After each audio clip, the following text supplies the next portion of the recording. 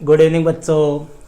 देखो बच्चों, आज की अपनी जो क्लास है इसमें अपने चर्चा करेंगे इतिहास का जो अपने 9वां चैप्टर है, यानी कि शासक और इतिवृत्त।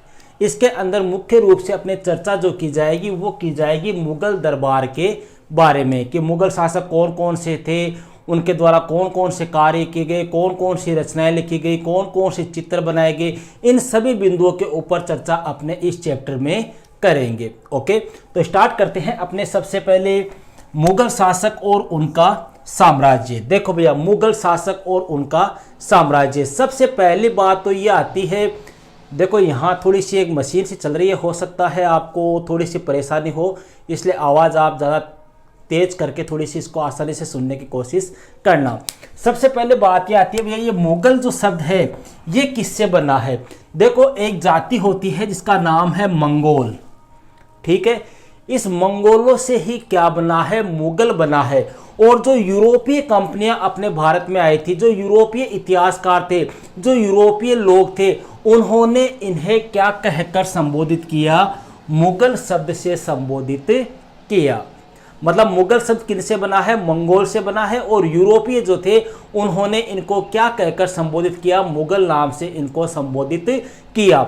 अब सबसे पहले बात आती है कि साहब अपने यहाँ पर कौन कौन से मुगल शासक हुए। सबसे पहले आपको उनका क्रम पता होना चाहिए कि भारत में कौन कौन से मुगल शासक आए थे जिन्होंने यहाँ पर शासन किया था। देखो यहाँ पर देखो भैया, सबसे पहले भारत में जो शासन करने वाला मुगल शासक था उसका नाम था बाबर। सबसे पहला शासक भारत में मुगल वंश की नींव डालने वाला जो शासक था वो कौन था, बाबर था। देखो, इसने भारत में 1526 से लेकर 1530 तक शासन किया था। मतलब 1526 में ये भारत आया था और 1530 ईस्वी में इसकी क्या हो गई थी, मृत्यु हो गई थी। हालांकि आपकी किताब में इसके बारे में ज़्यादा कुछ नहीं दिया हुआ है, लेकिन फिर भी मैं आपको थोड़ा बहुत बता दूं। वैलेंटाइन डे अपने आता है भैया 14 फरवरी को। 14 फरवरी 1483 ईस्वी को इसका जन्म हुआ था। मध्य एशिया में एक जगह है जिसका नाम है फरगना, वहां पर इसका जन्म हुआ था। इसके पिता का नाम था उमर शेख मिर्जा और माता का नाम था इसके कुतलुग निगार खानम, ठीक है। पिता की ओर से तो था ये अपने तैमूर वंश का, मतलब अपने पिता की ओर से तैमूर वंश का हो गया। और माता की ओर से जो था ये कौन से वंश का था, चंगेज खां के वंश का था। 1526 में ये भारत में आया और भारत में आने के बाद में जो दिल्ली का शासक था इब्राहिम लोदी, उसको हराया और भारत में मुगल वंश की नींव डाली। क्लियर है। इसके बाद में इसका जो बेटा था हुमायूं, जो 1530 से लेकर 1540 तक शासक रहा और फिर 1555 से 1556 तक शासक रहा। अब यहाँ पर ये बात आती है कि गुरुजी ये जो बीच का टाइम है 1540 से लेकर 1545, इस टाइम पे शासक कौन रहा था। तो इस टाइम पे एक अफगान व्यक्ति था, एक सूर शासक था जिसका नाम था शेर शाह सूरी। इसने हुमायूं को हरा दिया था। 2 युद्ध ये थे, तो चौसा का युद्ध, एक कन्नौज का युद्ध। इन युद्धों में हुमायूं को हरा दिया और 1540 से लेकर 1545 तक भारत का शासक कौन रहा था, ये शेर शाह सूरी रहा था। फिर वापस 1556 में हुमायूं बन गया और 56 तक ये शासक रहा था। 56 में एक भवन था जिसका नाम था दीन पनाह है। इस भवन की सीढ़ियों से हुमायूं उतर रहा था और उतरते उतरते उसका पैर फिसल गया और पैर फिसलने से उसके काफ़ी चोट लगी, जिसकी वजह से उसकी मृत्यु हो गई। फिर अपने शासक बना था हुमायूं का बेटा अकबर, जो 1556 से लेकर 1605 तक क्या रहा था, शासक रहा था। एक महान मुगल शासक इसको माना जाता है। फिर हुमायूं का बेटा था भैया जहांगीर, नाम सुना होगा आपने, नूरजहां वाला, अनारकली वाला। ये जहांगीर 1605 से लेकर 1627 तक क्या रहा था, शासक रहा था। सलीम नाम था इसका वास्तविक नाम तो। इसके बाद में जहांगीर का बेटा था शाहजहां, ठीक है, जिसका वास्तविक नाम था खुर्रम। ये रहा था 1628 से लेकर 1658 तक। इसके बाद में शाहजहां का बेटा औरंगजेब, जो 1658 से लेकर 1707 ईस्वी तक क्या रहा, शासक रहा। अब औरंगजेब के बाद में भैया कई छोटे मोटे शासक हो रहे हैं, मतलब मेन शासक ये औरंगजेब तक ही है, यही महान शासक थे। इसके बाद में कई छोटे मोटे शासक आए, ठीक है। और सबसे अंत में जो मुगल शासक रहा उसका क्या नाम था, बहादुर शाह जफर या बहादुर शाह द्वितीय। ये भारत में अंतिम मुगल शासक था जिसने 1837 से लेकर 1857 ईस्वी तक भारत में क्या किया था, शासन किया था। मैं थोड़ा गेट बंद कर लेता हूँ।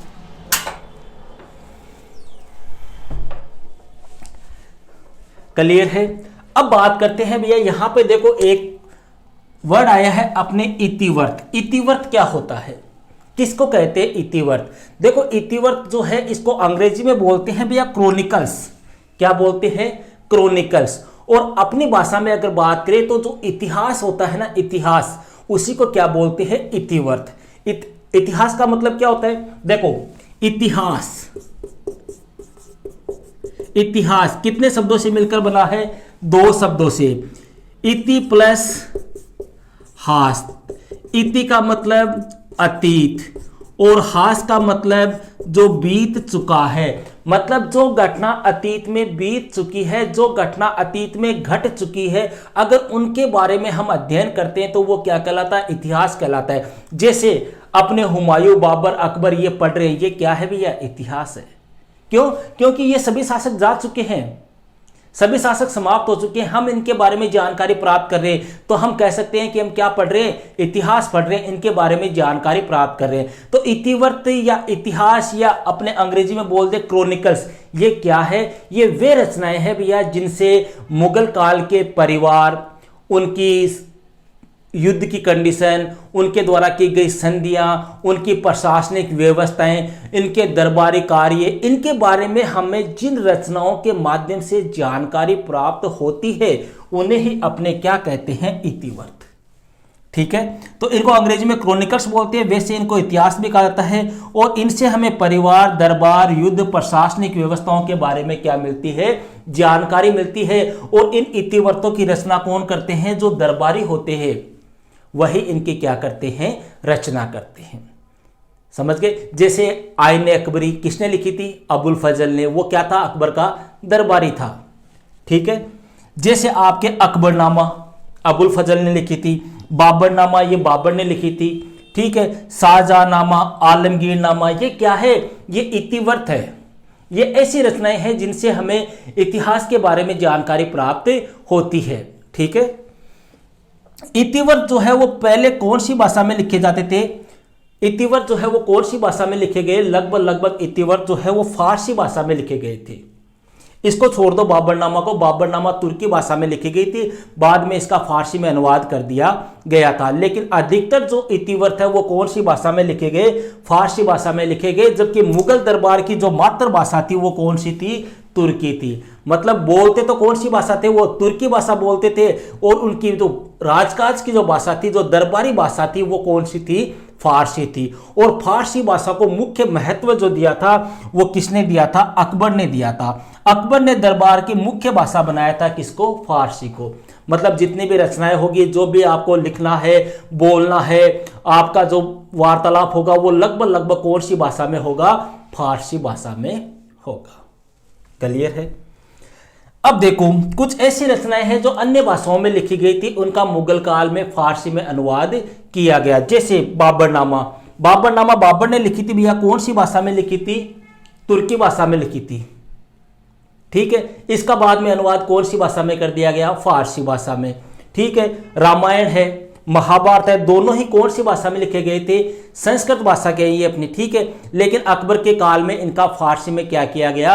अनुवाद किया गया। जैसे महाभारत का जो फारसी में अनुवाद हुआ था वह किस नाम से जाना जाता है? रज्मनामा। ये सारे क्वेश्चन है, बड़ा ध्यान रखना, सारे ये क्या है? मेन क्वेश्चन है कि महाभारत का फारसी में अनुवाद क्या कहलाता है? रज्मनामा।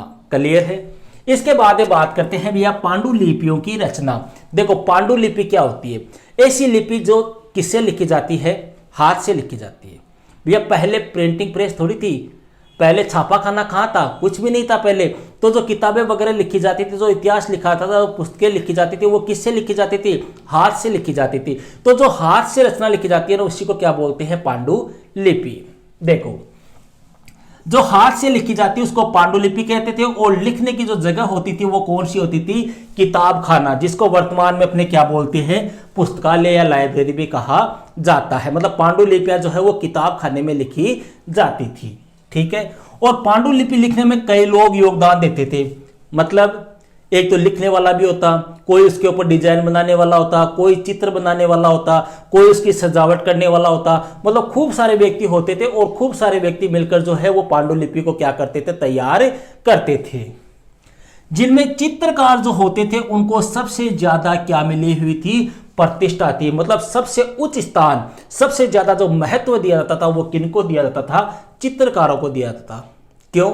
क्योंकि कारण सीधा सा भैया, आप जैसे मान लो अपने इतिहास की किताब है, इतिहास की किताब में अगर मान लो सपोज करो एक भी चित्र नहीं हो, पॉलिटिकल की किताब में अगर एक भी चित्र नहीं हो, तो अपने को कैसा लगेगा, बोरिंग सी महसूस होती है ना।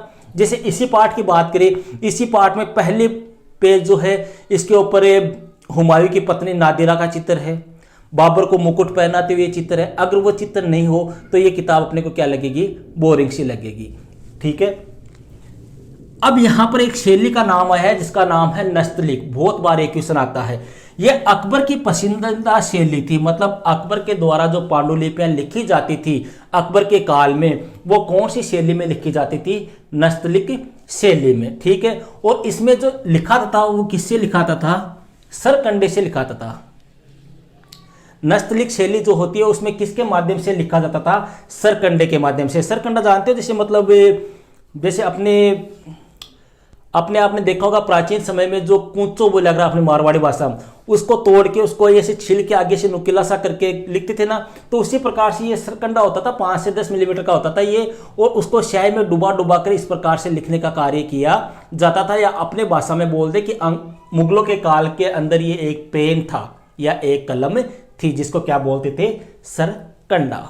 ठीक है, और अकबर के काल का जो प्रमुख सुलेखक था वो कौन था, मोहम्मद हुसैन था। और अकबर ने इसको एक उपाधि भी दी थी, वह उपाधि क्या थी, जरीन कलम, यानी सोने की कलम की इसको क्या दी गई, अकबर के द्वारा उपाधि दी गई। तो यहाँ पे ये ध्यान रखना, बहुत बार एक क्वेश्चन आता है कि अकबर के द्वारा प्रारंभ की गई प्रमुख शैली कौन सी थी, नस्तलिक। ओके, जरीन कलम की उपाधि किसको दी गई, मोहम्मद हुसैन को। कौन था ये, सुलेखक मतलब लिखने वाला। रंगीन चित्र, अब देखो भैया, चित्र बनाने का कार्य जो करते हैं उनको क्या बोलते हैं, चित्रकार बोलते हैं। ठीक है, तो पांडुलिपि में चित्र उकरने का कार्य जो करते थे उनको क्या बोलते थे, चित्रकार बोलते थे। मतलब जो किताब होती थी उसमें जो चित्र वगैरह बनाने का कार्य, चित्र चिपकाने का कार्य जो किया था वो किसके द्वारा किया था, चित्रकार के द्वारा। ये चित्र क्यों बनाए जाते थे, कोई भी घटना है, कोई युद्ध है, कोई शिकार है, तो उसको एक प्रकार से दर्शाने के लिए कि किस प्रकार से किया गया, किस प्रकार की कंडीशन रही, उसको एक मतलब दिखाने के लिए अपने क्या बनाए जाते थे, चित्र बनाए जाते थे। देखो, किसी घटना अथवा विषय को दृश्य रूप में व्यक्त करने के लिए, मतलब लोगों को दिखाई दे सके कि हाँ इस प्रकार से हुआ था, क्या बनाए जाते थे, चित्र बनाए जाते थे। अबुल फजल जो है कौन था, अकबर का दरबारी। ठीक है, अबुल फजल ने चित्रकला को जादुई कला कहा। ध्यान रखना, चित्रकला को जादुई कला के नाम से किसने संबोधित किया, अबुल फजल ने। इसने कहा था कि चित्र जो है वो निर्जीव को भी क्या बना देते हैं, सजीव बना देते हैं या सजीव के रूप में व्यक्त कर देते हैं। चित्रकला के कारण शासक और उलमाओं के बीच में क्या रहता था, तनाव रहता था। मुगल काल में जो चित्रकला थी उसकी वजह से जो शासक मतलब राजा महाराजा थे उनके, और उलमा कौन होते हैं भैया, मुस्लिम धर्म में जो एक प्रकार से रूढ़िवादी जो नेता होते हैं या रूढ़िवादी जो धार्मिक नेता होते हैं उनको क्या बोलते थे, उलमा बोलते थे। तो इन उलमाओं और शासकों के बीच में एक प्रकार से तनातनी या संघर्ष का माहौल रहता था। अब मुगल काल के जो प्रमुख चित्रकार है उनमें देखो आपके बेहजाद, मीर सैयद अली और अब्दुल समद, ये मुगल काल के प्रमुख चित्रकार थे। बेहजाद तो था भैया अकबर के, ये बाबर के समय का। मीर सैयद अली और अब्दुल समद ये दोनों थे हुमायूं के काल के। ठीक है, और चित्रकला सबसे ज्यादा किसके समय पनपी थी, जहांगीर के समय। जहांगीर एक बहुत बड़ा चित्रकार था, खुद भी चित्रकार था। जहांगीर ये कहता था कि मेरे सामने कोई भी चित्र ला दो और अगर उसको 10 आदमियों ने मिलकर बनाया ना तो मैं ये बता सकता हूं कि किसने आंख बनाई है, किसने कान बनाया, किसने मुंह बनाया। इतना निपुण था चित्रकला में जहांगीर। ठीक है, तो ये प्रमुख चित्रकार है। यहां से भी आपको क्वेश्चन पूछ सकते हैं कि मुगल काल के 2 प्रसिद्ध चित्रकारों के नाम बताइए। यहां पे देखो एक पंक्ति है, जो चित्रकला से गणना करते हैं मैं उनको नापसंद करता हूं। यह पंक्ति किसने कही थी, अबुल फजल ने कही थी। मतलब ये चित्रकला का बहुत बड़ा समर्थक था अबुल फजल। अब आपके किताब में 2 चित्र भी दिए हुए भैया, इनको भी आपको ध्यान रखना है। एक तो बाबर को राजवंशीय मुकुट सौंपता चित्र, आपके पाठ के पहले पेज में दिया हुआ है। और ये चित्र किसने बनाया था? गोवर्धन ने बनाया था। कब? 1630 ईस्वी में। और दूसरा चित्र है हुमायूं की पत्नी नादिरा जो है उसके द्वारा रेगिस्तान को पार करते हुए, मतलब अपने राजस्थान का जो रेगिस्तान है इसको पार करते हुए दिखाया गया है। और वह चित्र कब बनाया गया था? 18वीं सदी में। क्लियर है? तो ये थी अपने आज की क्लास। अब आप कॉपी निकालो और स्पीड से नोट्स लिखो। सबसे पहले आप हेडिंग लगाओ, मुगल शासक और उनका साम्राज्य। इसको यहाँ से लेके ऐसा यहाँ तक उतार लो, सेम टू सेम, कोई चेंजिंग नहीं करनी है। ठीक है? फिर आप हेडिंग लगाओ इतिवृत्तों की रचना, और इसमें लिखो इतिवृत्तों को अंग्रेजी में क्रॉनिकल्स भी कहते हैं। अंग्रेजी में क्रॉनिकल्स भी कहते हैं। इतिवृत्त ओब्लिक इतिहास से हमें परिवार, दरबार, युद्ध, प्रशासनिक व्यवस्थाओं के बारे में जानकारी प्राप्त होती है। और इन इतिवृत्तों की रचना शासक के दरबारियों द्वारा की जाती थी। प्रमुख इतिवृत्तों में अकबरनामा, बाबरनामा, शाहजहांनामा और आलमगीरनामा है। आलमगीरनामा है।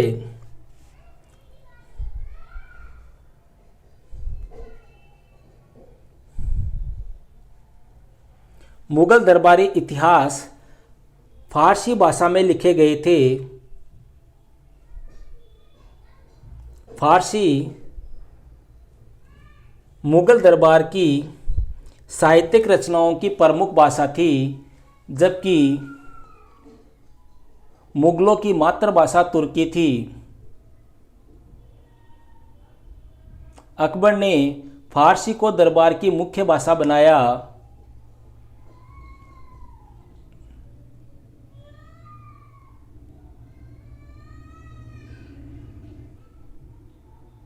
तथा उन लोगों को शक्ति व प्रतिष्ठा प्रदान की जिनकी इस भाषा पर अच्छी पकड़ थी।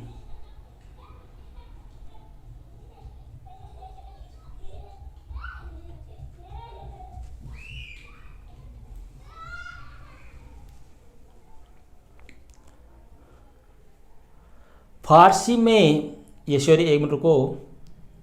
अकबर के समय संस्कृत भाषा में रचित रामायण और महाभारत का भी फारसी में अनुवाद किया गया। महाभारत का फारसी में अनुवाद रज़्मनामा कहलाता है। आगे लिखो बाबरनामा, जो कि मूलतः तुर्की भाषा में लिखी गई थी, इसका भी फारसी में अनुवाद किया गया।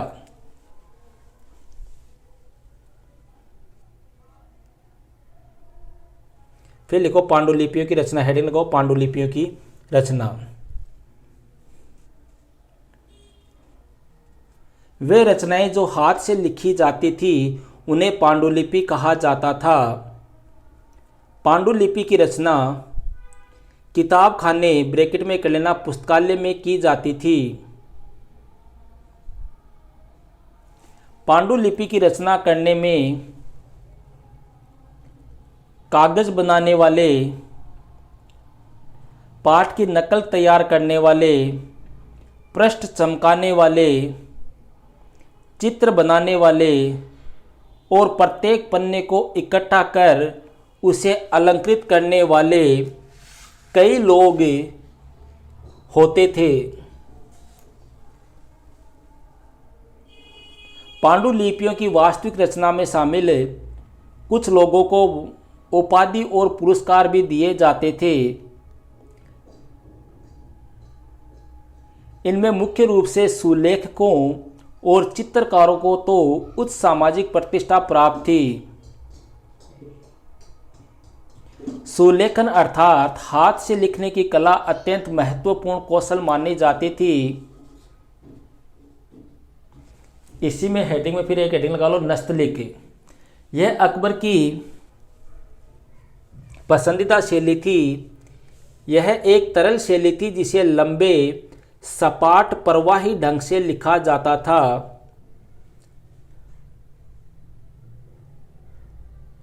इसमें सरकंडे जिसे कलम कहा जाता था उसके द्वारा लिखने का कार्य किया जाता। सरकंडे को स्याही में डुबा डुबा कर सुलेखन का कार्य किया जाता था। अकबर के दरबार में प्रसिद्ध सुलेखक मोहम्मद हुसैन था, जिसे जरीन कलब ब्रैकेट में कर लेना सोने की कलम की उपाधि दी गई।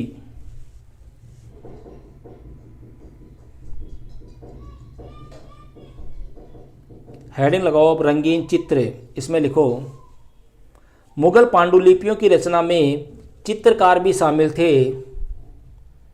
जब किसी पुस्तक में घटनाओं अथवा विषयों को दृश्य रूप में व्यक्त किया जाना होता था तो वहाँ चित्रकार के द्वारा चित्र उतार दिया जाता। ये लघु चित्र होते थे जिन्हें पांडुलिपि के पृष्ठों पर आसानी से लगाया और देखा जा सकता था। इतिहासकार अबुल फजल ने चित्रकारी को एक जादुई कला कहा। अबुल फजल ने कहा कि किसी निर्जीव वस्तु को भी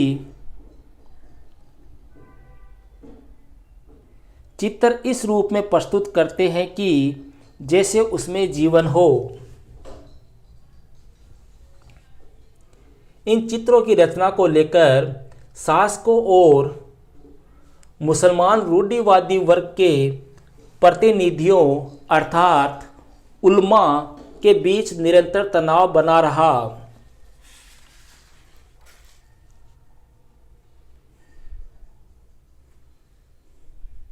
मुगल काल के प्रसिद्ध चित्रकार बिहजाद, मीर सैद अली और अब्दुल समद थे। चित्रकला के बारे में अबुल फजल ने कहा कि जो चित्रकला से घृणा करते हैं